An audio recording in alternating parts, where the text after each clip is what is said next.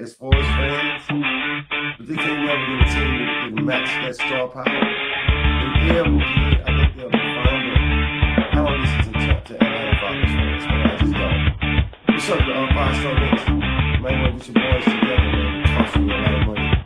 And so, but anyway, as the show, I want to say that the show is about the beginning, guys.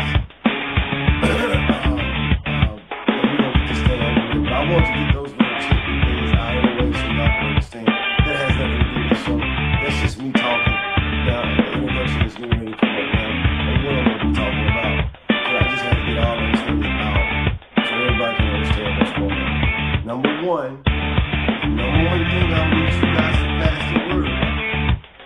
This is the number one thing I need y'all to pass the word about. Pass this out. Make sure social media knows that the Swagghollic show got something, a special coming up. Not his 9 a.m. show. It's going to be a night show. I'll let you guys know in the next coming days what night it's going to be. The Swagghollic show has a night show that I'm going to be airing. It's going to be produced by Namu Podcast. And Namu Podcast, we're going to be doing a comparison between LeBron James and Michael Jordan. It's gonna be a great show. I already have one person that's gonna be there on the panel. It's got two people that I know of that are gonna be on the panel. I'm not gonna have more than me and 3 other people. I only need one more person. It's gonna be a night show.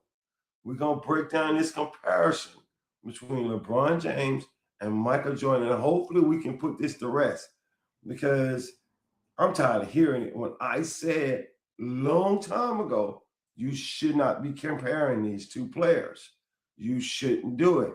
I know the young kids want to say LeBron James is the GOAT. I get that. But I'm watching all these young kids now going to YouTube and watching MJ when he played in his prime, and they're shaking their head like, yeah, we tried to tell you how good this guy was. It is no knock on LeBron. It's just getting you guys to understand. It is a big statement when you say the greatest of all time. Swag, add me to that panel. Like when you say, I got you, Kelly, I'll be hitting you up. When you say the greatest of all time, you need to understand there's a lot goes into that. It's more than how many points you scored. It's so much more than that. Greatest of all time is defense and offense. The greatest of all time is I'm playing in the majority of the games. All these different things I consider the greatest of all time is how you competed on and off the field, but mostly on the field. So I'm just getting everybody to understand it. It's if you're comparing somebody, whether it's football or whether it's basketball, how did they move the needle? I love one of the statements that Deion Sanders said. Deion Sanders said, if you're a Hall of Famer and people did not come to see you play, they didn't buy tickets for you, you shouldn't be in the Hall of Fame. And I kind of agree with that and disagree with it in a sense, but I see where he was coming from. Let's be honest, the majority of the Hall of Fame players, whether it's basketball or football, were you able to sell tickets? Did somebody travel 3,000 miles just to see you play? It's a big deal. But anyway, that's what's coming. I will keep you guys posted on that. I'm still working on it. It's going to be a probably 2.5 hour, 3 hour show. So, and it's out of my element of what I normally talk about. But I had to do this. I had to do it.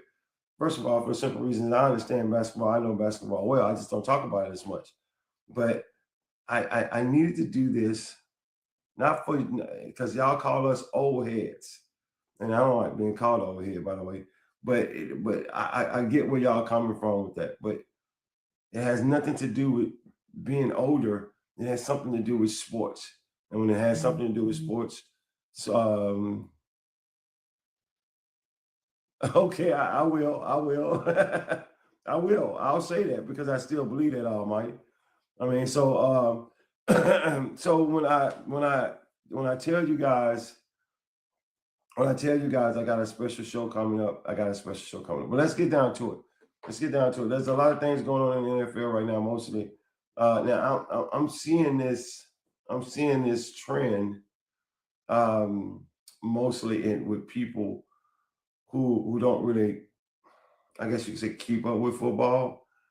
But when you're watching the NFL, they're giving you clues on what teams are doing and who's going to be good. You think I'm kidding, but I'm not. I'm not. When I made the prediction last year, the Carolina Panthers was going to shock some people. When I made that prediction last year, people called me a casual and told me I was an idiot. But the truth of the matter is, and Almighty said it too. The truth of the matter is, you can see last year if a team is improving. You can see if they're improving. Now watch. The Atlanta Falcons, I gotta say this, was never bad. They're not a bad team. They gave teams all they can handle. Some teams they beat.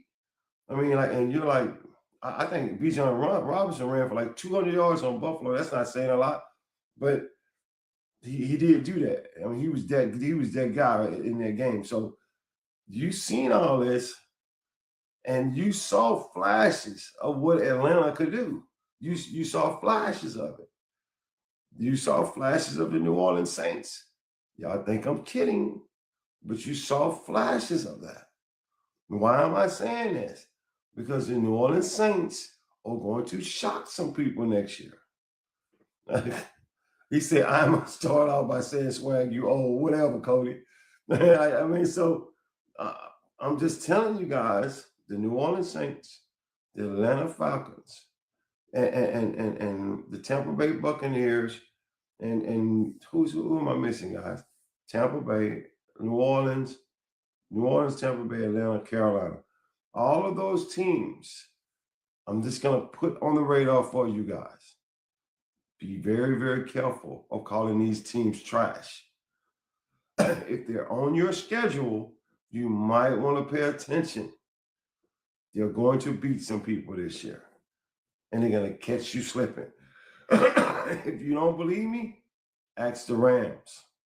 Ask the Rams in Carolina, catch them slipping.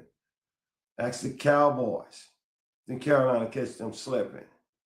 I mean, I'm just telling you right now, when I say stuff like this, I am not just blowing smoke up my ass.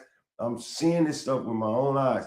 But you only watch the teams that you love or the teams that you think are good. And you keep that box right there. Like, these teams are good. And that's what I'm going to watch. Let me tell you a team that's not going to do well next year. Now watch. Y'all, it's going to be a shocker to you. It's going to be a shocker. The Cincinnati Bengals not going to do well. There's nothing else.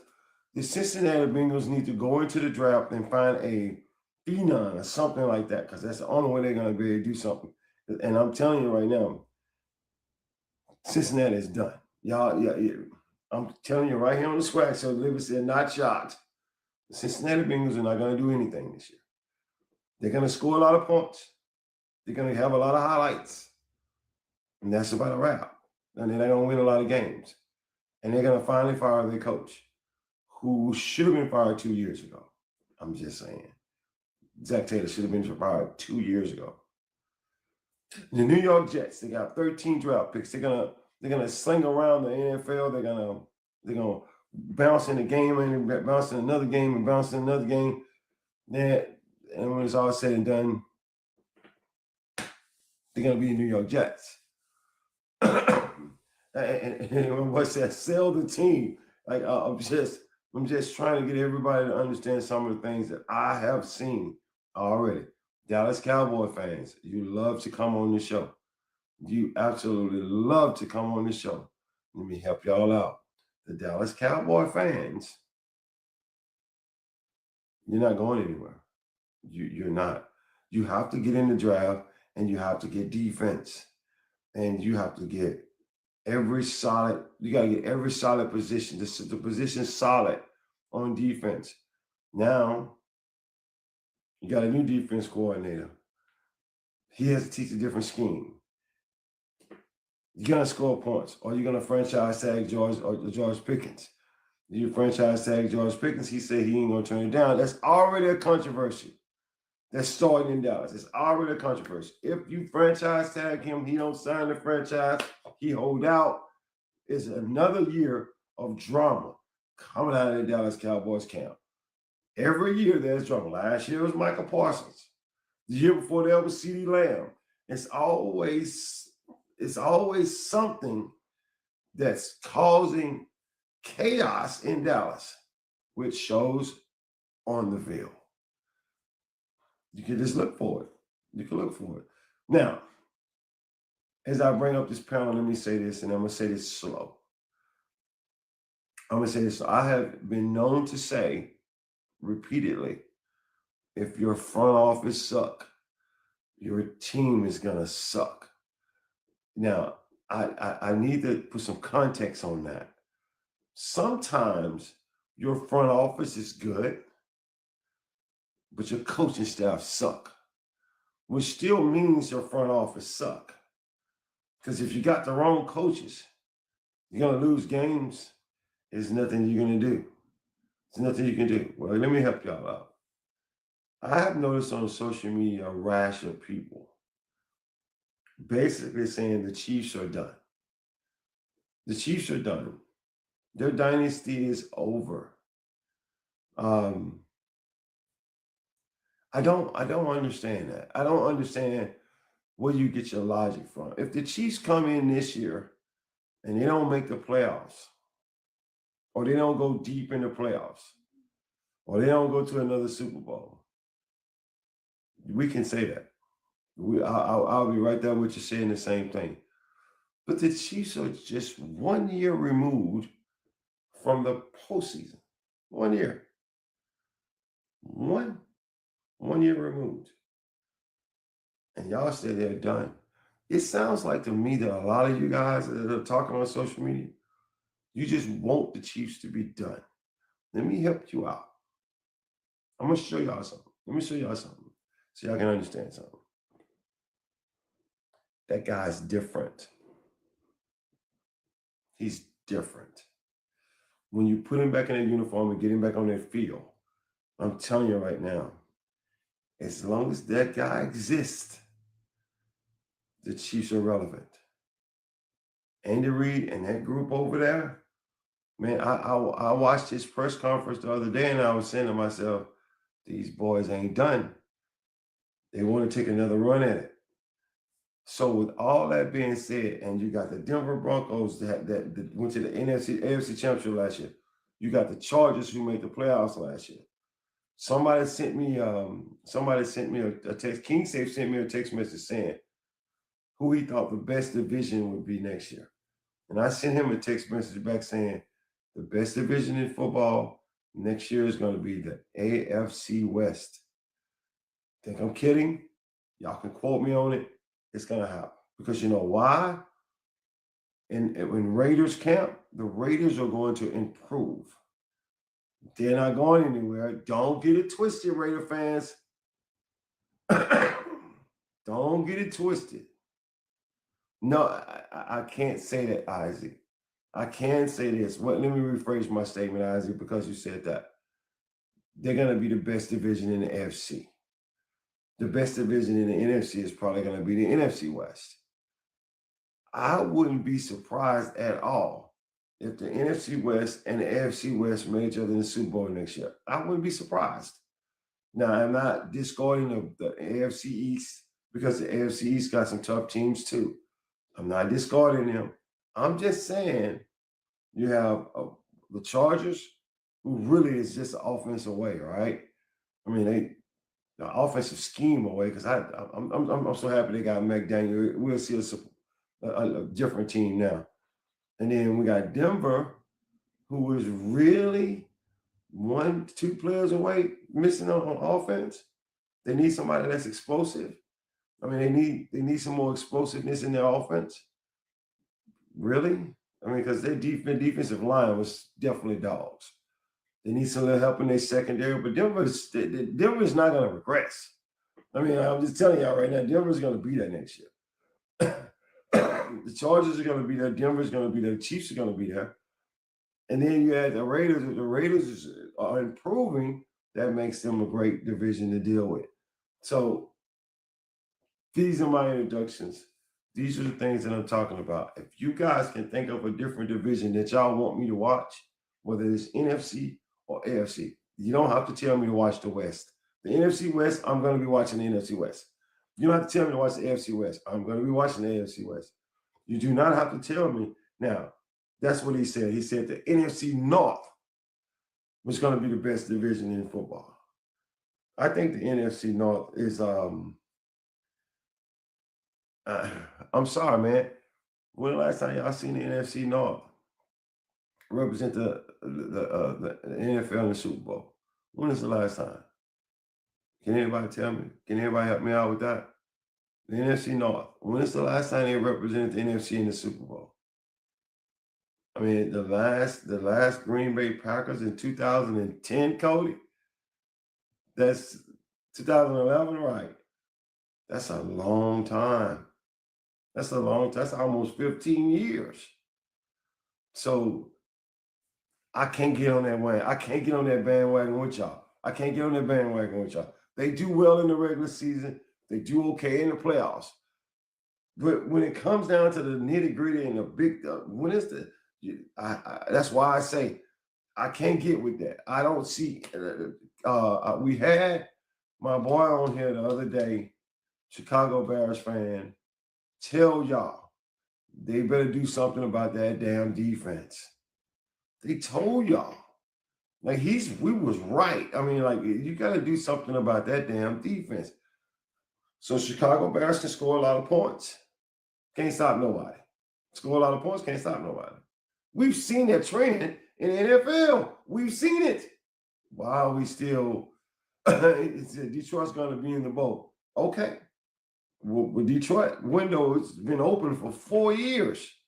Isaac, and we waiting. I'm not saying they can't do it. I'm just saying we waiting, right? Because all I've seen is the NFC West got super strong. The NFC East and the NFC East and the NFC West have been dominating the NFC as far as representation in the Super Bowl. We dominating. I mean, so until somebody else step up, I gotta go with what I see. Hey, Tom Ray, I hear you, Amner. I mean, so y'all understand what I'm saying? Y'all feel where I'm coming from? Let's bring this panel up and let's talk about it, man. I can't wait to get you guys up here to talk about that. It's just, what's up, Southgate? Southgate in the house. What's up, Southgate? What's up, guys? Hold on, I can't hear my guys. What's up, guys? Good morning, Swag. I mean, what's happening to all you guys? What up? Thank y'all for jumping on the show. Fellas, what's going on? Morning. Appreciate it all right. I mean, when we get down to bear attacks, guys, when we Just get got down the to red. this, Just got the fucking gold. I said it again now. Sorry, I was talking to somebody else. All right, so listen, when we get down to the bear attacks, Cali, all you guys, y'all know I'm telling the truth. The Super Bowl representative from the NFC has been the NFC West, and the NFC East. I hadn't seen nobody in. Can y'all tell me this in the last 5 years? In the last 5 years, have anybody from other than the NFC West and the NFC East represented the NFC in the Super Bowl? Not that I can think of. I know. No, because it was San Fran a couple times, Philly. The Niners, we didn't went to the Super Bowl twice in the last couple of years, or at least once or twice in the last couple of years. No, you're right. In the last, he said Tampa. When did Tampa go? That's right. 21. 21 is the last 2019, time. 2020 was that? It was 21. No, 21? Was 20. it 21? It was 2020. 20 was the last time Tampa was in the Super Bowl. That's the last time the South was there. Obviously, the Eagles were for the East. The Niners are for the West. And then the North goes all the way back to 2011 with the Packers. Yeah, because I'm pretty sure Tampa Bay has been in 6 years, right? It ain't been in 5 years. Yeah. Yeah, they were prime COVID year. Yeah, they were the COVID year. Brady. I mean, so when you see that, when y'all see that kind of, what's up, Coach? Coach, hold on, guys. Coach Coleman. Coach Coleman, you there?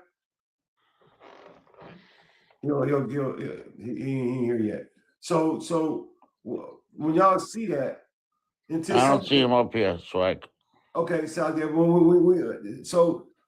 let's look at it like this here. The NFC West and the NFC East has been dominating the conference as far as Super Bowls. The AFC West, and now we just had the newly in the AFC East, but the AFC East hasn't been dominating the Super Bowl. It's been the AFC West. I mean, so I just got to ask you guys, is that going to change? I mean, if it's going to change, when? I mean, like, when is it going to change? Coach Thomas. Yes, sir. What's going on, Brother Divine Day today, man? Hey, man, I just want to let you know that I volunteered you for the show with Michael Jordan and LeBron James comparison. So, oh, yeah, we can do that all day long. I was just letting you know that. But I'll get with you after the show or sometime today and tell you all the ins and outs of it. But okay, bet. All right, bet. But right now, what we talking about is until somebody shows us that they're not. I'm gonna start with you, Callie. Who do you see that can just dethrone the NFC West right now? Like, because you got the 49ers, you got the Rams, you got Seattle. Right? Right.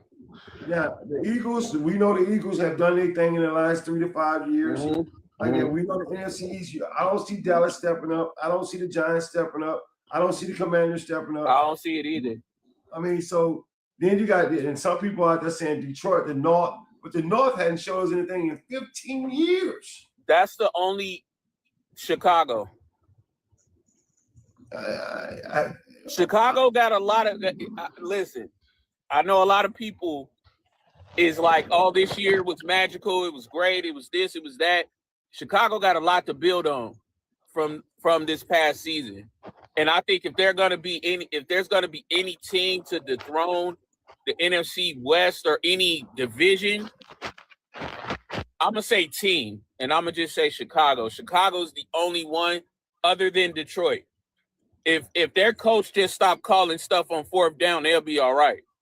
I agree with that. Coach Conlon get some other story on him in Southgate. They go crazy on that. I mean, like this. That's all I'm saying. If he stopped doing that, they'll be all right.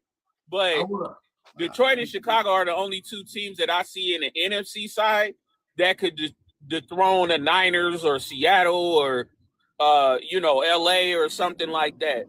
And then Philly has so much stuff around them, like it's hard to even pick them and put them in that position because they have so much crap around them they got to figure out. I agree with that. Hey, Southgate. Yes. Welcome back to the show, my friend. How are you? Thank you. I've been waiting. I said, where my boy Southgate? I was going to call your ass on the phone. I was like, Southgate don't come on the show? I'm calling. I mean, like. The cold weather, a lot of work. I feel you, brother. And Southgate, what you think about all this, man? Who do you see stepping out of the woodworks and saying, you know what, I'm gonna dethrone the AFC West. I'm gonna dethrone the NFC West and the NFC East. Who do you see doing that? It's gonna have to be a team from the North. I mean, if one of them could get it together. It's the only, the Eagles possibly, yeah. I mean, you look at the other division, Carolina, I don't see any of those teams doing it. You have, if you could find Minnesota at quarterback, you have 4 very competitive teams in the AFC North. And that's the only division I could see giving them a run. You know what's crazy Southgate is, and I'm telling the audience, I'm not really disagreeing with what Southgate's saying at all. I just need to see it. It's been 15 years. Yeah. I mean, in other words, they got the potential. Green Bay, Minnesota, Detroit, and Chicago. Now Chicago all got the potential. And I'll be honest with you, I think the highest potential is Detroit and Chicago. And I don't know how much longer they can keep that Minnesota team together. Or if, because I know that they're like really upside down in the cap. So I don't know how much longer they can keep that team together. And then I would put Green Bay until they get some receivers. See, that's the same thing. See, that's the same thing I was about to say. Southgate hit the nail on the head. All these teams, see, you have a window, right? You have a window to build the team to get there, right? Then once you get there, you have a window on how long you can keep that team together, or how long you can keep that team together to remain there, right? So all these teams like San Fran, Seattle. See, now Seattle's window of getting there, now they got there. Now they got to see how long. Now their window, you got to remember, they only have a 2 to 3 year window to keep that team together before contracts are up and people start wanting to be paid. Now, when they want to be paid and you can't pay them, they already got their ring. They're gone. They're gone. So when you say who's going to be the team to dethrone the NFC West in the NFC, there's a lot of up and coming teams. Like he said, Minnesota. Now Minnesota's window of getting there is almost over. Minnesota's window is almost over because they're going to end up losing a couple of pieces on defense. They're going to end up losing a couple of pieces on offense, and then they're going to be in the retooling, restructuring stage of their team. They might not be in a complete rebuild, but they'll be in a restructure, retooling stage. Then you have Detroit, right? Detroit can't get past. Dan Campbell can't get out of his way. Now he was there. He had the team with that to get there, but now his window of keeping that team is almost over. His window of keeping that team is almost over because guys' contracts are going to be up.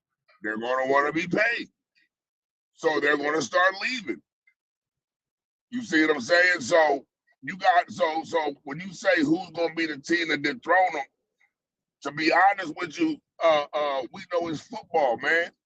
It's football. You have them Cinderella teams like Seattle. You have them Cinderella teams like Seattle that come out the woodwork once a year. They come out once a year. So pretty much, Swag, if Minnesota and Detroit don't hit in the draft, their windows are closed. Because when they lose those older players, their windows are closed if they don't hit in the draft. I like that. Cody, I know you can't wait. First of all, guys, Friday. I do not agree. This Friday. Okay, hold on. I don't know who said that, but I'm gonna get to you.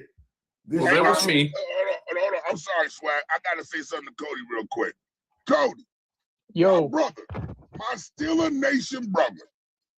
Don't ever let me hear you trying to justify nothing about the Steelers again to a bunch of AFC North haters. oh yeah, they was jumping me. Yeah, they tried to jump my boy Cody the other day on Tim's Live last night, man. They tried to talk about Santonio Holmes, they ain't have Didn't catch it down and all this other crap, right? So they tried to jump on my boy. Yeah. Then they tried to go Southgate, you're gonna love this one. Then they tried to say that the Immaculate Reception was illegal. That was an illegal play at that time. Oh, I wasn't You even know there for what? that This one. is the stuff. This is what Swag was talking about that day when we had that conversation about the delusional fan, Swag. The Well, people hold on. that be on here, bro.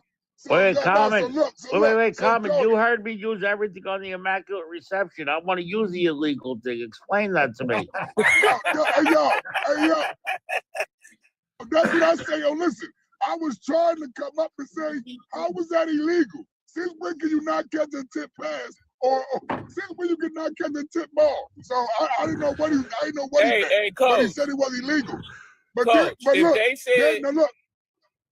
If No, they no, said hold it on, was Kelly. illegal, if that catch was illegal, then the catch Yeah. Dwight Clark made in the back of the end zone was illegal too.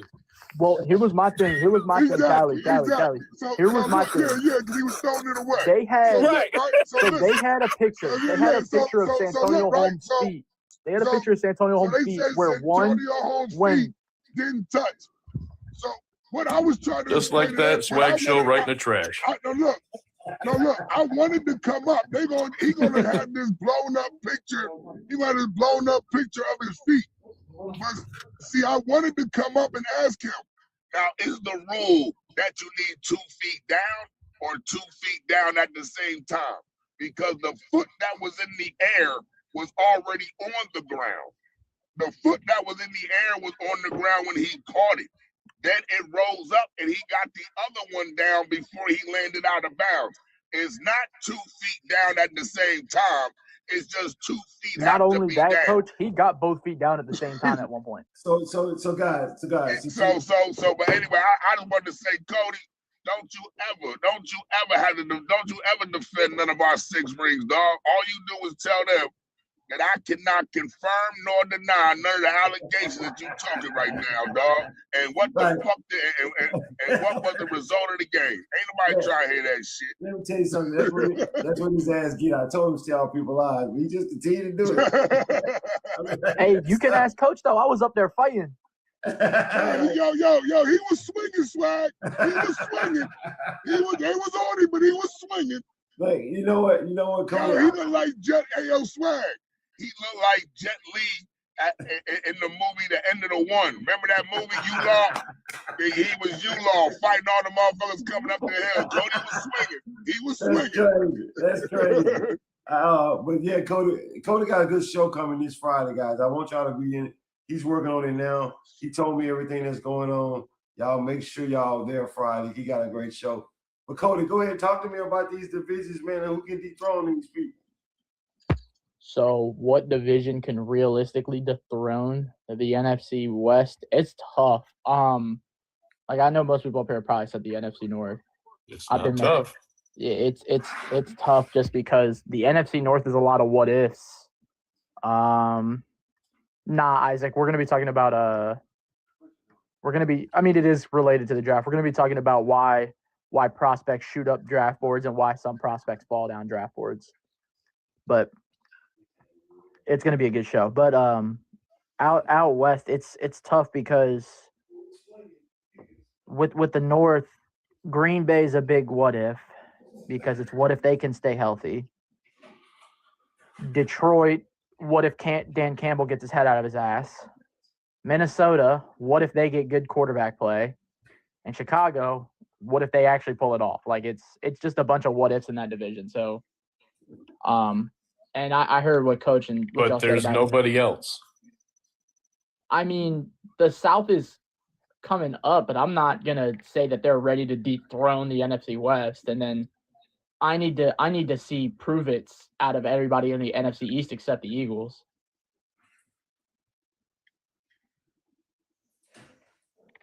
Nobody else in the NFC East has proved to me that they deserve to be talked about in that high regard. Right. So you're stuck with the North. Exactly. It's the only ones that have a chance, man. And there's more reasons for that than, either them or the so Eagles. Far. Either them or the Eagles. Yeah, it's either them or the Eagles. But you know so what? Far, I'm not gonna hold you. I'm not even gonna hold you. I actually want to see. I'm actually very interested to see. Now, I'm not saying he's going to dethrone him because I know when it comes to game situational, he's a complete clusterfuck. But I just want to see. I'm interested to see what Harbaugh does what Harbaugh does in fucking New York. I'm very interested to see. I am. I'm very interested to see how he handles, how he brings up Dart, how he brings up Scottaboo. what's the other? Yeah. That one. Yeah, but this first season, probably not much. Yeah. The other creatine caucasian. I'm interested to see how, you know what I mean, how he develops them and brings them up. I'm real interested to see what he does with that defense. You know what I mean? Because they already got some real good pieces. I'm interested to see how he builds around them pieces. But I think. Yeah, No, but but this I- season, Listen, this I'm season, gonna it's tell you not going to this be right that, now. man. It's like, I mean, if Harbaugh could put together a secondary, that could only be a 2-year project there.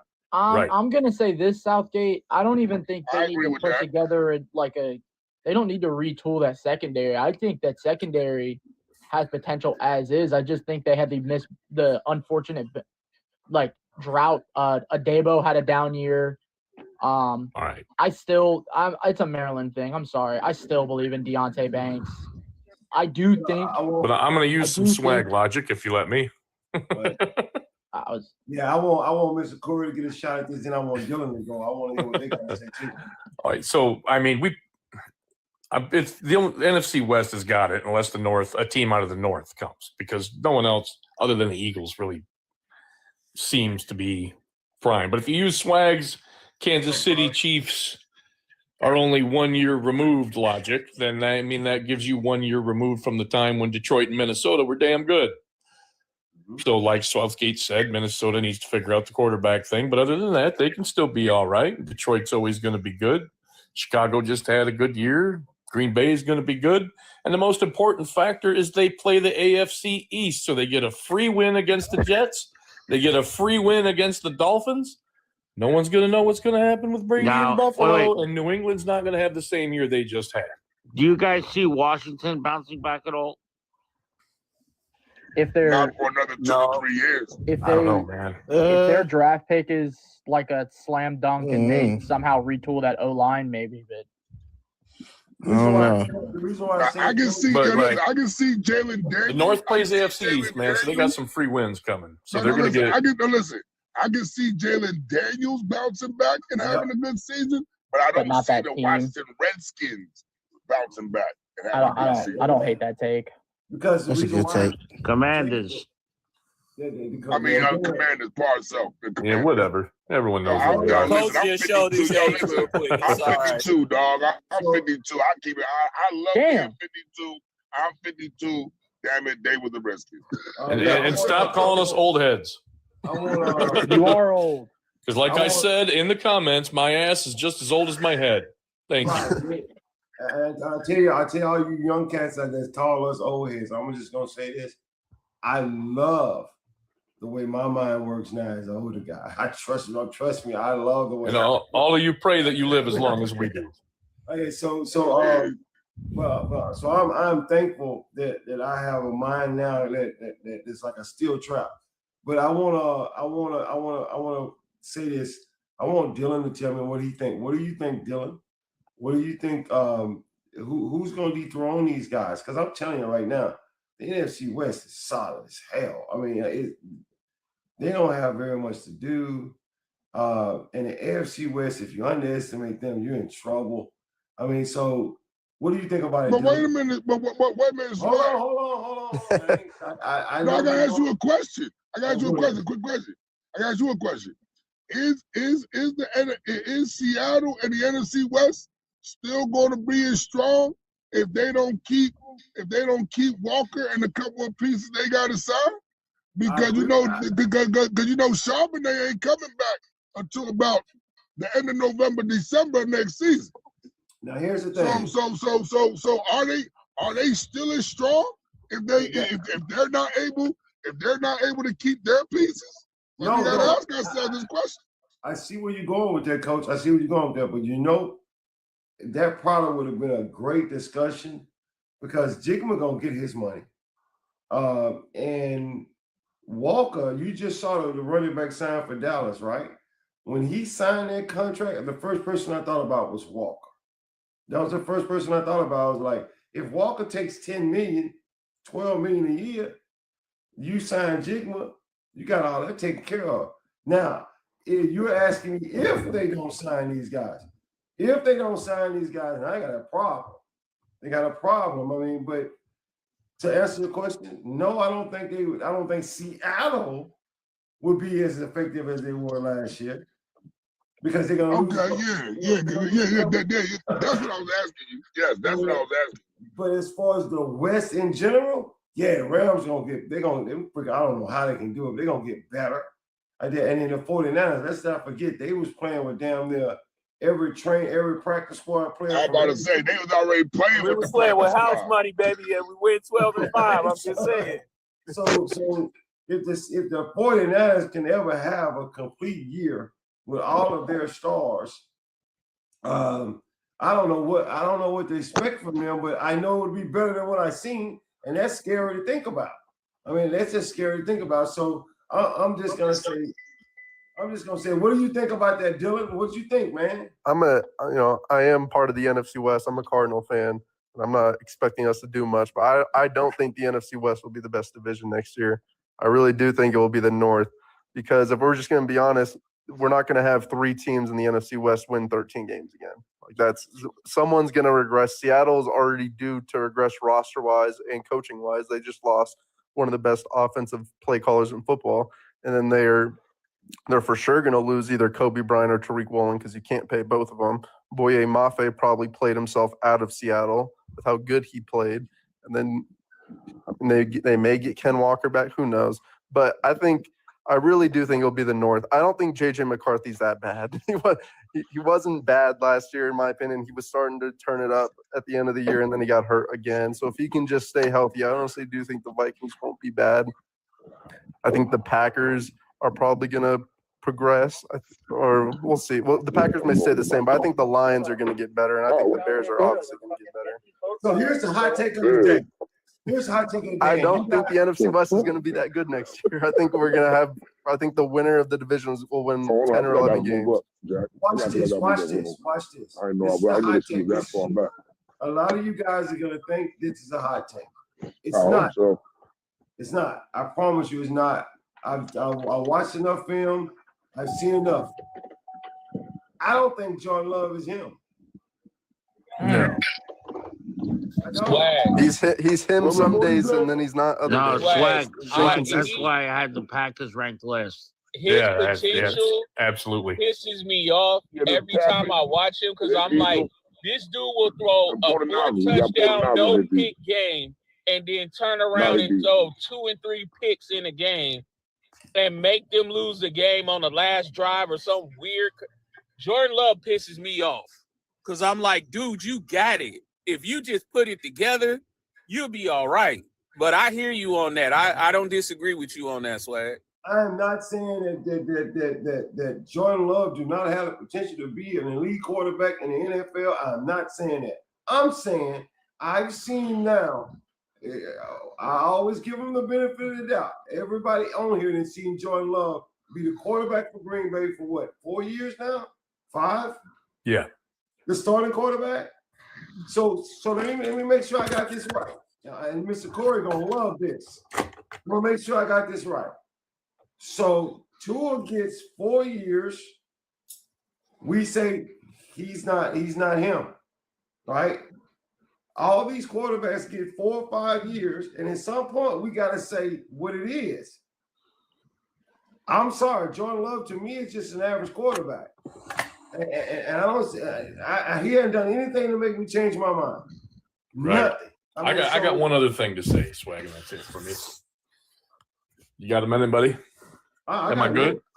Are you good? All right. Like I said, every time I'm on here, I let you know I usually have about the 1 hour time limit, and we're about there. So I just want to let people know before I take off. I'm glad everybody. I mean, we lost another player to, what happened to Moore. So mental health is important, man. If you guys need something, man, ask somebody for help, please. I mean, mental health is important. It's a thing. Guys aren't always okay.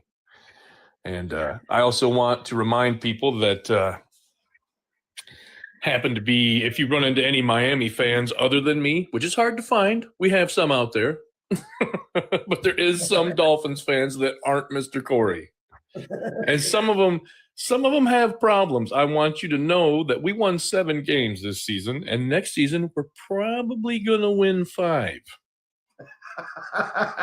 Now, I like if the honesty. Dolphins somehow, I don't know who it is. I don't know who it is. I don't know if it's in the draft. I don't know if it's free agency. If they find the quarterback that we're going to have for the next 12 seasons, man, and he's going to be great. He's our guy. If we find that guy, this season we're still only winning 8 games. So you're saying what you're telling me is that the Dolphins are drafting Ty Simpson. Got it. Our quarterback is a problem, but it's not the problem. So again, He's you're one of drafting Ty many. Simpson. Got it. No, so like I would I don't know what's gonna. I just want you to know, all them people in the NFC North, congratulations! You have just beaten the Jets and Dolphins, and you ain't even played a game yet. Yeah, I'm gonna tell you something. So Green Bay, Detroit, Chicago, Minnesota, congratulations on going at least 2-0 against the AFC East. y'all gotta hear me when I say this. Mr. Corey, you have me laughing my ass out. Did y'all hear him say, last year we won 7 games? I just knew he was going to say we're going to win that. And this year we're probably going to lose 5. We're going to win 5. We have the NFC North, like I said, but we have the AFC West. Is the Dolphins going to beat the Chiefs or the Chargers or the Broncos? No. So that's 7 losses right there. Shit, we ain't got nothing.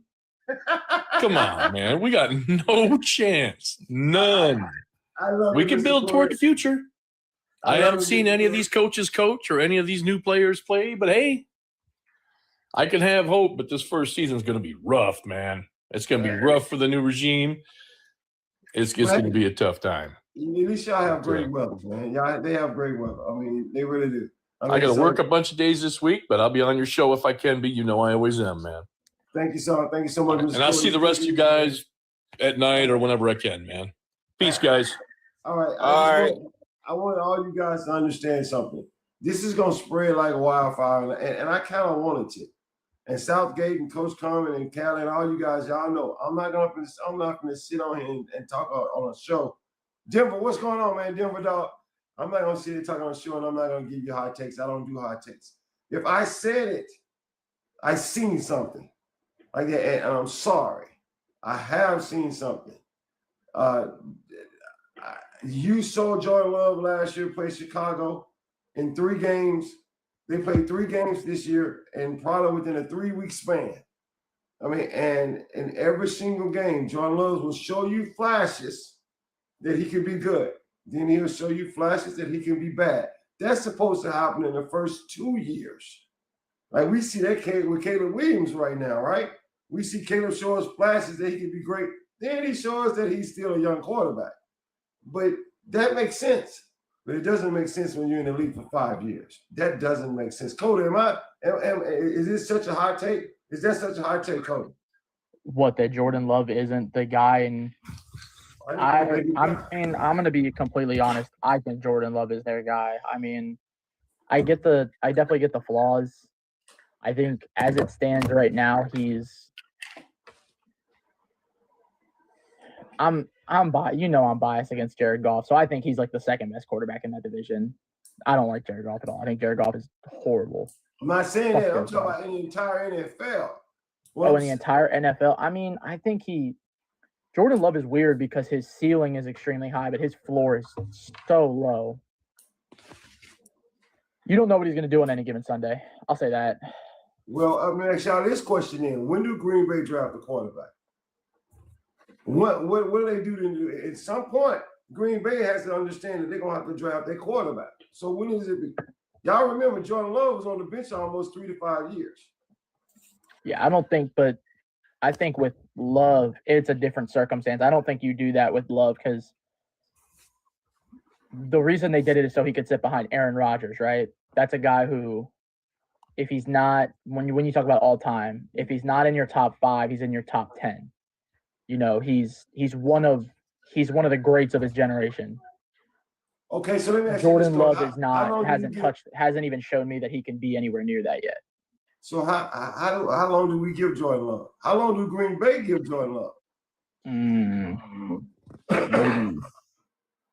At some point, you got to start thinking, can we do it with this guy? It'd have to be like 2 more years. I was gonna say 2 or 3 more years. Yeah. Hey, yo, listen, I'm gonna keep it real with you. If you haven't noticed, if y'all haven't noticed, Jordan Love in Green Bay gets the Josh Allen treatment. He doesn't get blamed. He does not get blamed for their losses. So They I make don't think excuses he's for going him. anywhere. Yeah, I don't think he's going anywhere. If y'all peep, Jordan Love does not catch the flack for their woes. They're all in on Jordan. I don't think Jordan's going anywhere. Because if you look at it, like he's getting the Josh Allen treatment. It's always, the team is hurt. The team is this. The coach did this. Why did LaFleur do this? He did this. So they blame LaFleur more than they do. But it's never Jordan's Love play. It's never Jordan Love did this. Jordan Love is horrible. Jordan Love play like this. Listen, I wouldn't worry about Jordan Love. We know Green Bay could win 10 games with him. It's the J.J. McCarthy is the problem. I don't see. This is what I hate. He just had his true rookie year last year. Fucking let him develop, please. I agree totally, but I want to share something with y'all so y'all can see why I brought up Jordan Love. Because y'all know how I am. Tony know how I am. Coach Southgate, I don't know. I'm gonna watch film and I ain't gonna say nothing until I watch film. And I'm gonna direct y'all to go watch the All 22 in the Dallas Cowboy Green Bay game. And you're gonna see trends of how Jordan Love plays the game. And you tell me what you think. Because I'm telling y'all right now, the coach is right. They don't give Jordan Love the flack.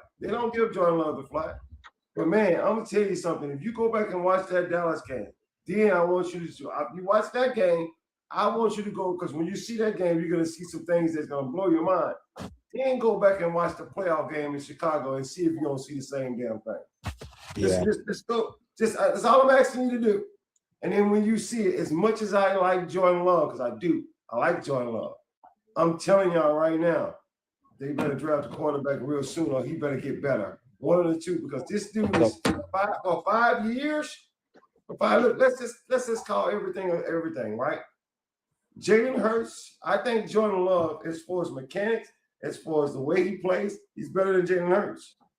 But Jalen Hurts has been blessed to have that monster-ass team, and he went to 2 Super Bowls. At some point, you got to say, okay, if you got the talent and you got the skills, lead your team to the Super Bowl. Lead your team to the Super Bowl. Sure. I think what you're saying too, Sway, is I'm understanding what you're saying.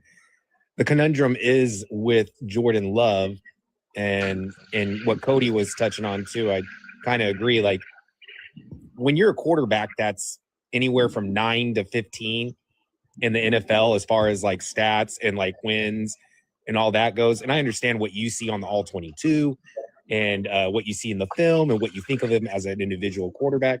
But as far as like the landscape of the NFL, as long as you're in those numbers, 9 to 15, like you're safe.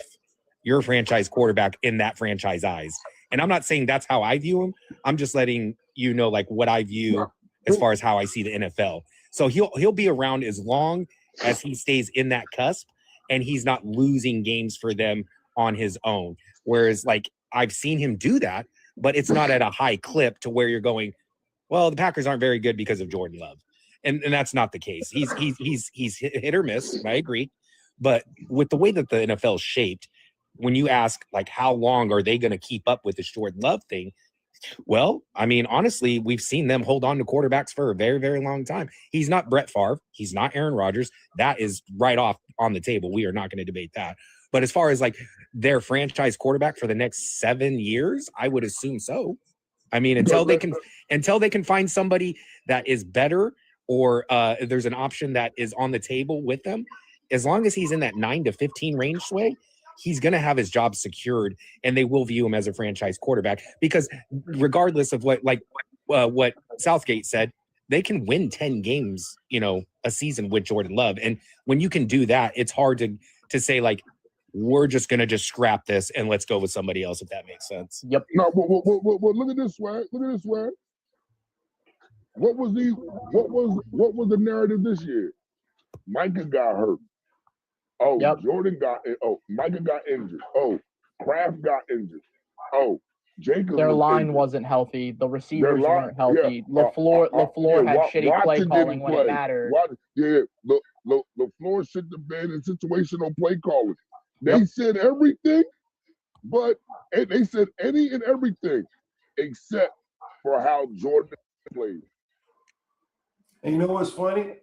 This is going, like I said, I'm not about a hot takes, but let's see if y'all agree with this one. I can take Sam Darnold, put him in an offense, and he'll take him to the Super Bowl. Disagree. In the Packers, Swag. Disagree. I'm gonna say this too. I think his backup is better than him. no way. Malik, no way. no. I think his backup is better than him. I You're think them dudes play harder for the backup than they do for him. So what Don't does do that. then, Callie? I want to ask you then, what does Okay. Malik Willis as a quarterback do better than Jordan Love? Sees the field, don't make a ton of mistakes. That's like Malik Willis's biggest knock is that He his improvises decision-making is I better. don't, in the games that I saw him in, actually, to be honest, when Jordan Love went down, Malik Willis kept them afloat. Too small of a So- sample I size. tell people this So- all He the definitely time. improvises But it's better. not the first time he's done that, though. So then Yeah, is but Mac backups- Jones look better at- than Brock Purdy? But is Davis Mills better than CJ? Is Stroud? Mac Like, what are Jones we better doing? than Brock Purdy in some aspects? Yes, he is. I think y'all misunderstanding me. Cody, you said you disagree. Yeah. The Green Bay offense is set up to where if you are quarterback, it can make you better, right? Sam Darnold, and the reason why I said what I said is because the offenses are similar. They're very similar. They are. I mean, I'm being honest. The Seattle offense and the Green Bay Packers offense are very similar. Right? So why is it such a hot take to say that I can put Sam Darnold over there and win the Super Bowl? I just don't think that offense is a Super Bowl offense right now. So, I don't- Okay, that's a good point. So I you just saying don't think Tucker Kraft is an elite tight end. I'm not gonna take that away from him. I don't think that offensive line is a Super Bowl offensive line. I don't think a receiving core of Christian Watson, Jaden Reed, Matthew Golden, and Dontavian Wicks is a Super Bowl receiving core. And Josh Jacobs and Tucker Kraft are fine. That's fine. But I just don't think that that's a Super Bowl offense right now. And I think to put that team in a Super Bowl, you'd have to put a quarterback like a Mahomes, a Burrow, an Allen, someone like that is of that upper echelon elite aspect of quarterback to put that offense in a Super Bowl. I just don't think the offense as it stands is a Super Bowl offense. And Swag, I also don't think that defense is a Super Bowl defense yet as well. I agree. That's also my other point where I felt as if like when I look at the reasons the Seahawks won the Super Bowl, Sam Darnold isn't at the top of that list. You know what I'm just in my opinion. So I think that Sam Darnold would have to do a lot of uplifting. And I don't think he has that in him. Like he would have to do a lot of uplifting in that Packers. Well, I could tell you, listen, when Michael was healthy, that defense was playing very well. But that's the point, Southgate. Outside of Micah, they have no pass rush. And when that team didn't have pass rush, we saw those corners and safeties get exposed. They're gonna lose Quay Walker this offseason. That's almost a foregone conclusion. So then who do you replace him with? And if that's the point, Quay Walker's a big part of that defense. I don't see that defense as a Super Bowl defense.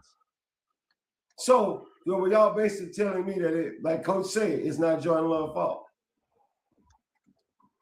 I think it's a team issue, not necessarily a player issue right now. Jordan Love's still inconsistent. He still didn't play good versus Chicago. If I had to for the second list, half. if I had to list the reasons why I feel as if the Packers are bad, he probably wouldn't be near the top of the list. The Packers didn't like he would. That's my point. I'm not saying he doesn't deserve any slack. No, BP, you good. You good. The whole point of it is I like telling you guys or sharing things with you guys that I see. Because I'm not saying that I'm 100% right either. That's why I brought it to the panel, right? I'm gonna go off what I see. I see it. It's not something I'm guessing at. But it's kind of hard. Shit! Hey, yo, Papa. It's kind of hard. No, you good, Coach. It's kind of hard to get y'all to see what I see. I'm not even going to try to make you see it. That's why I said I suggest just go watch the all 22s. Just go watch it. I want Just see how many wide open receivers he missing. Just I'm talking wide open, no pressure. Like just go watch this because eventually, if he can't fix that, in the next year or two, you're gonna start hearing those rumbles. Because listen, guys, I'm telling you, in that Chicago game, this dude missed a lot of receivers that were open, like open. This would have made the difference in the game, but none of that is being talked about. That's all I'm saying. I want I to say, agree. I have to go real quick, but I want to say fans have to stop overreacting to QBs that could spot start because there's so many backup QBs in this league that could come in and run a vanilla down version of an offense and win you 2 to 3 games, like Davis Thank Mills, you. like Malik Willis. But they're not better quarterbacks than C.J. Stroud or Jordan Love. Because if Thank you you. watch the games, they're not running the same offense. They're running a much simpler version of the offense, and it just defenses don't have film on it. But once defenses get film on it, then we see what happens. Look at what Jacoby Brissett did in Arizona. His first 3-4 games when they ran a different offense, they were good. But right when teams got film on them, they were losing by 20 in the first quarter because they couldn't do anything on offense. So we can't overreact to spot starts. I like that take, Dylan. I like that take. Okay. I love it. I love it. Swag So about All right, I'll see y'all. yeah, have a good one, Dylan. About Love specifically, like I saw someone down there saying, "Oh, the 23-6 touchdown interception ratio isn't bad." I agree. The 6 interceptions on the season isn't bad, but one, factor in the fact that Jordan Love didn't play the whole year. That is a big part of it. Two, that stat is very situational because it's when he threw those picks. And I know Jordan Love, a lot of his picks were in really bad times and arguably lost them games. I could tell you 2 of those interceptions came in the Denver game when he was trying to come back. 2 of the interceptions are in the Denver game. You had the game losing one, or what should have been the game. No, he had one bad one in the Carolina game and should have thrown another one at the end to lose them the game. I know he had one against Chicago that was bad. Like it's situational because if you just look at it off the top, you're like, oh, well, he didn't throw that many picks, but It's just at some point, Adam. I know it's Adam in the comment. Yeah. At some point, you guys are gonna have to see. It is. You're right. The team put him in some bad situations, but that's his job. Yeah. His job is to perform. No He's matter supposed what to be the leader. situation they put him in like that. It has. We can easily make excuses for players, but let me tell you, who don't make excuses for players. Teams, organizations, they don't make no excuses for players. I don't want to hear it. Like I paid you all this money for you to perform in bad situations. Hey, you were talking about drafting a quarterback, and just my question would be, how easy do you think it is to replace like a Jordan Love? Like, do you think that's an easy thing, or do you think that's the thing that's going to take? Like, that might be hard. Like, you might draft a quarterback and he might not be nowhere as close as good as Jordan Love. Because that's sort of was my thing. That's a good point. Well, actually, wait, Swag, let me ask you a question. If Green Bay got rid of Jordan Love, would he have a job in the NFL tomorrow? Oh, absolutely. Yeah, 100%. yeah, no doubt. Yeah, absolutely. See, that's why y'all don't understand what I'm saying. I'm not saying that Jordan Love is bad. I'm not. I'm telling y'all that he ain't as good as they making me though. That's what I'm telling you. He's in other words, yes, Southgate, he would have a job tomorrow. Like somebody would pick Jordan Love up. But wouldn't it be good coaching, or wouldn't it be a good organization to say, we might want to start finding this replacement right now? So why am I saying that? How old is Jordan Love now? How old is Jordan Love? Love, I want to say it's like 28. Yeah, 28, I believe. So 28 years old. Uh-huh. I haven't touched the NFC Championship. I haven't touched the Super Bowl. At some point, and we can say it's the team, we can say it's this, we can say it's that, but y'all know who it falls on. It falls on quarterback. So at some point, you got to say, okay, hold on, let me go back. You can take Jordan Love and put him in this category. I believe Jordan Love, if he comes out next year, balling out of control, MVP kind of numbers, right? Have we even mentioned Jordan Love in MVP conversation? I believe he was in the MVP for a majority of not last year, the year before. and then he fell out. He fell out about halfway through the year. The beginning of this year, I know like he was getting some MVP. Obviously, it fell off eventually, but I know at the beginning of this year he had like 0 touchdowns and 0 interceptions and a whole bunch of touchdowns, and he was sort of getting hyped, but it wasn't consistent over the full season. Yeah. And here's the thing: this is tough for some people to hear. But I'm not saying that I believe that Jordan Love is a bad quarterback. I'm not saying that. Let's get that straight up front. I'm saying that he's had all these years with Green Bay and have never got them past the divisionals. Now wait. The criticism that Lamar Jackson takes for that, Jordan Love don't get that same criticism. I agree. And that's just not right. How Dak Prescott, monster criticism for not being able to get the Dallas Cowboys past the damn divisional rounds. I will say, right? So the reason I didn't say this with Lamar is because it's not true. With Dak, it's a bit of a different story because of the teams that he's had around him. And I also feel like Dak gets a lot of slack. This might be like sound a little bit, just in my opinion, I think he gets a lot of slack just from playing for the Cowboys. I know that might sound crazy. That's true as well. But I think that people love to hate the Cowboys. People love to hate the Cowboys. True. Well, but I will say this though. And I mean, it's always been like this, right? It's Swag, you know what I mean? Southgate, you know, we've been around for a bit. It's always been like this. It's always a double standard for certain players. They don't never keep the same energy for all the players in the NFL. Oh, you talking about Josh Allen? They never keep the same energy. Never. One will be given grace. One will be crucified. That's just and they'll be playing the exact same way. They will have identical games, and one will be given grace and given excuse and made excuses for, and one will be crucified. Let me ask you a question. Did what I say, was it wrong? Do Josh Allen not get criticism for not getting his team to the Super Bowl? Now at least he got his team to the AFC Championship several times. Nah, but they always make excuses for Josh Allen. And that's what I'm trying to tell you. No matter what the situation is, they make an excuse for Josh, no matter what the situation. But it's always Lamar. It's always Dak. Whether it's the defense, look, whether it was the defense, whether it was the coach, whether it was like the other, they said Kincaid ain't make enough effort to catch that ball. Like, listen, they always shoot Josh Allen a lifeline. Lamar and Jalen Hurts don't never get lifelines. It's always their fault. Even when it's not their fault, it's their fault. Shit, they shitted on my quarterback. Everybody made fun of my quarterback. Well, he's not good. He's not a franchise. He's not a,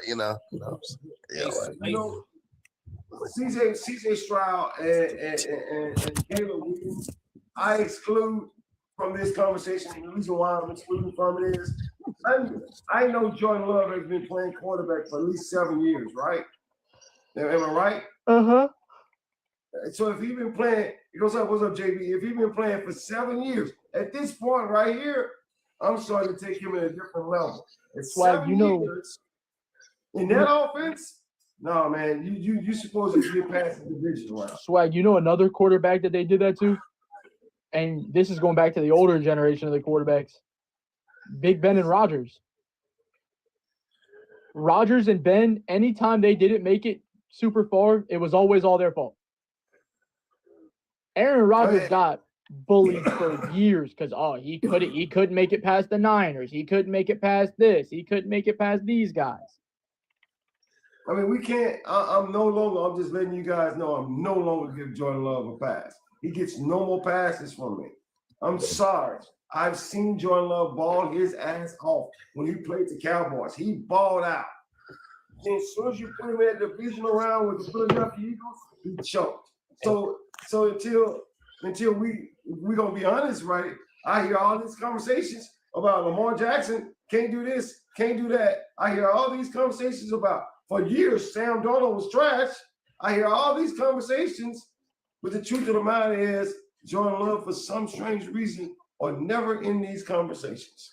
Hey, Swag, going back to like when they talk about Lamar Jackson and Josh Allen, I think that the Josh Allen MVP was I don't really like that, but it really to me was a voters fatigue pity MVP because that just for the regular season, I think Lamar Jackson had a top 3 quarterback season of all time. He threw 41 touchdowns, 4 interceptions. 3 of those interceptions hit the receiver's hands and bounced off the receiver's hands. I'm gonna bring you another name, Denver. Bring you another name. If they made the playoffs, should have been Joe Burrows. Should have been Burrows MVP. They just missed the playoffs. You know, I am so happy they're starting that new interception stat. That's the thing. I feel like the voters' criteria changes like almost like every year. Well, it has. It has for the past. You know that, so right, BP? They're done, starting a new interception stat. Yeah. What they've done. Yeah. Also, I do like that Southgate. So, the MVP used to be. They used to value raw numbers over everything, right? Your raw numbers generally determines who's the most valuable. Yada yada yada yada. But for the past 2 years, what they valued over everything is who did more with less, right? Lamar Jackson did more with less than Dak Prescott. Yes, I actually do think Lamar deserved that MVP because he had an equally tough schedule to Dak, played with the worst team, yada, yada. And then Josh Allen did more with less than Lamar and Burrow did, yada, yada. But that's what then they MVP switched is back to supposed the to raw be. numbers criteria this year in going with Matthew Stafford because May had similar numbers and did more with less. That's why I was so confused because it's like, well, this year May had way less than Stafford. You know what I'm saying? So it's like, well, what's your criteria? They switch the criteria year to year. It looks like. Personally, I'm a fan of the raw numbers approach, unless it's a scenario like this guy at quarterback had the best 1 and 2 receiver in the league, the best running back, the best all yada yada, and then the guy who had the worst of all of that put up equal numbers. Okay, yes, then you go to the guy who's got the worst with less. But if the numbers, there's a disparagence in the numbers, give it to the guy with the raw numbers. Yeah, I'm gonna be honest with you, Cody. Do away with the goddamn award altogether because there's no MVP in the team sport. So this trash the award altogether. That's how I feel. Just throw the award in the trash because there is no such thing. We always say football is the ultimate team sport, but then you want to pinpoint one person. No, it's either the ultimate team sport or it's a one man show. Like you can't have it both ways. No, you can't have it both. Yeah, you can't have it both ways. Nah. Do away with the whole award altogether. I'm starting a petition. I expect all y'all signatures on it. All right. No, but no, but there were also guys that were in MVP talks where injuries happened to their team, right? Agreed. I can tell you through week 10, everybody was talking about Jonathan Taylor being an MVP till Daniel Jones went down. Hey, no, but here's the thing, Southgate. Going by the numbers and going by doing more with less, motherfucking Joe Burrow did his numbers last year. But guess what? His team ain't make it to the playoffs. So that excluded him automatically. Well, so that was 2 years ago. That was 2 years ago. Is it an individual? Is it an individual? Is it a team? What is it? See, that's I'm just why gonna you say it here. I'm gonna say it all together. I'm gonna say it now. We talking about MVPs, and I watched a running back single-handedly carry a team to the playoffs with damn near every star player injured, and that was Christian McCaffrey. I'm gonna tell y'all something that I kind of agree with all you guys right now, but I'm gonna tell y'all something. You know what, Coach Com? If you're not gonna do away with the MVP because your petition will fail, I'm just telling you that right now. But if you're not gonna do away with that, take it out of the media's hands. Take it out of the media's hands. And in other words, you can do media votes, you can do fan votes, and only let the fan vote one time, by the way. And then you can do the NFL, the players. The players are the best person to tell you who the MVP is. Swag, you can't do fan vote. Well, okay, don't do fan vote. I can tell you that just from the Major League Baseball All-Star game. Oh no, I understand what you're saying. I'm just saying take it out of the media's hands. Yeah, no, I understand, but if you put it in the fans, it's gonna be ridiculous. fans. I'm Yeah. confused on that because who was an All-Star snub last year that was really No, but it's like fans voted players that didn't even play that year. Like it's crazy. Yeah, I'm If about to Mike say, Trout's Troy out that year, they'll Polamalu. vote him in. The year Troy Polamalu missed 8 or 9 games, he made the Pro Bowl. He ain't played half the damn season. I'm gonna say this, guys, so y'all understand where I'm coming from. First of all, let me just tell y'all on Monday's show, Non-Movie Podcast is producing this show. So we're going all over the place right now. But y'all gotta understand something. We're getting ready to do a show. 2 things are going on. Cody's gonna do a show this Friday coming up that you guys are gonna love. I'm telling y'all, I know about it. I'm gonna start broadcasting all tomorrow. We're gonna talk more about it tomorrow because he'll have it more together. And y'all gonna like that show. Because he brought up some good points with this show that's coming up. The next one is we're gonna do a nighttime special show. JP, Coach Carmen, all you guys, we're gonna break down this LeBron James, Michael Jordan. We're gonna break this thing down. I got everything I need now. And now I want to talk about this. And we're not going to diminish either one of these folks at all. We're not going to do that. We're just going to show you the fucking facts. And if you take it in one way, how you want to do it. So that's coming up. Also tomorrow, we're going to break down, I'm sorry, y'all know this, right? All off season, I'm going to be looking at all 22s. I just happened to be looking at Jordan Love's all 22 Sunday. And when I was looking at his all 22s, he took me three all 22s, 3 different games, and I saw the same thing all 3 games. In that game, you guys know that you can't say anything because when they won the game. Matter of fact, one of the games, Coach and Cody, was the Pittsburgh game. One of the games that I broke down, that I seen, was the Pittsburgh game. And that's the game that he threw for what, 300-some yards, 3 touchdowns? Yeah. Him and Grab surgically destroyed us. So when I tell you, if you go back and watch those all 22, you will see major flaws. And I was I saw flaws watching that game. I mean, the one. How many plays did you watch so far? The one play that I thought really turned the game on its head was the big play. I've only done Jordan Love, and I did Christian McCaffrey. Yeah, I was gonna say, Swag. The one play that I thought really turned the game on its head was the play to Tucker Kraft. You know what I'm talking about, Coach. That ball should have been intercepted. I mean, it was a bad pass. And Southgate, I'm doing it basically player by player. I got you. Like, I'm not even doing the whole team. I'm just literally focused on one player. One player from each team? I know just one player. I do 3 games, 1 player. I got you. Because what I'm trying to see is y'all gonna be shocked. When y'all see players play, especially the consistent ones, when y'all see them play, if you watch 3 games in a row, you'll be like, damn, this guy is really consistent. You can see it, and then you can see this guy's really inconsistent. So you can see that kind of stuff if you just slow it down and watch one player. Now, I'm not trying to watch the team. I'm not trying to watch the blocking scheme. I know, coaches, that's what you're into.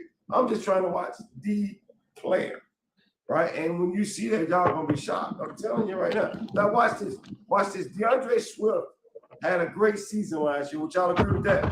Yeah. Go watch the second string corner. Go watch that second string running back. Oh, Manungai was better. That guy, that was a freaking beast. Now, I haven't broke him down yet, but I've seen enough plays to say I gotta watch this guy.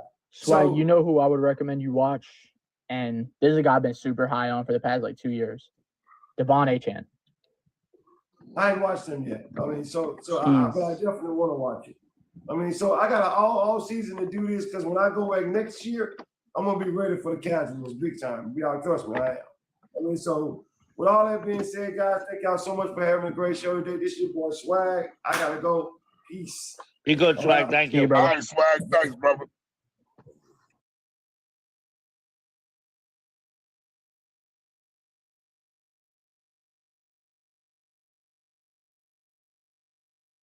got the Curry Glazer himself. No one. Hashtag Hey, but certified you know, hater, we Mr. were talking about OG. Kawhi, bro. Plato, how are you doing, sir? What the fuck am I'm driving to work listening to this bullshit.